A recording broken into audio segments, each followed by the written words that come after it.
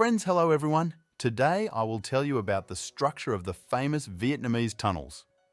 Despite the fact that life in them was thought out to the smallest detail, staying in these tunnels could not be called comfortable. But what can you do?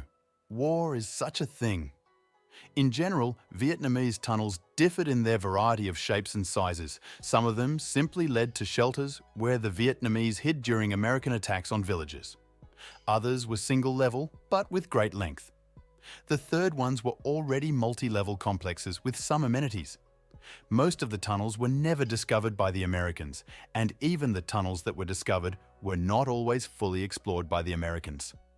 The minimum depth of the tunnels was just over 1 meter, and some reached more than 10 meters in depth and could be straight or slightly winding, but more often they were zigzag-shaped at angles from 60 to 120 degrees with intervals. Special settling tanks were created for water, where it flowed during the rainy season. Therefore, straight tunnels were dangerous. In extreme cases, during the rainy season, the tunnels could be abandoned to flood them. The settling tanks were holes or 90-degree bends in the floor, and a person had to dive into the water to continue. Additionally, the water blocked the spread of tear gas and protected against shock waves. The cross-section of the tunnel usually measured about 1 meter in width and from 1 meter to 1.5 in height. Usually, the tunnel narrowed towards the ceiling to give stability, and they tried to dig them in dense soil, where supports were not required. If the soil was soft, the tunnel would be covered with bamboo mats and supported by pillars to provide stability. Sometimes brick walls were used. For ventilation, they used hollow bamboo and pipes, which were placed at specific intervals deeper into the tunnels, making it more difficult to breathe, especially since the Vietnamese did not know how to force ventilation. Ventilation openings were often placed under an angle to prevent rain from entering.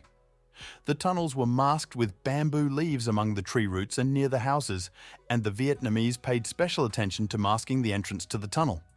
These entrances were slightly raised above the ground level. They could be as small as a few centimeters or reach up to 2.2 meters in size, depending on the need to transport large items or equipment. Once, even an American tank entered the tunnel. The doors could be made of earth or wood. The advantage of earth doors was that they were better camouflaged. The entrance was located in unexpected and inconspicuous places, such as on steep slopes, on the banks of streams, higher or lower than the water level, inside cattle pens, or even under a layer of manure. Ordinary citizens often helped to seal and conceal the entrance.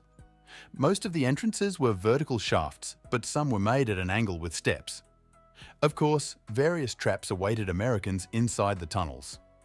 At first, the Vietnamese made mistakes by placing entrances close to each other, but later, the Viet Cong fighters became more cunning, and dead ends. False walls, hidden hatches, and so on appeared in the tunnels. Some people covered themselves with sandbags to prevent the explosive wave. The Vietnamese often set ambushes, threw grenades at Americans using the curve of the tunnel, and threw spears at the enemy because shooting in the tunnels was deafening. There was no single plan for creating tunnels.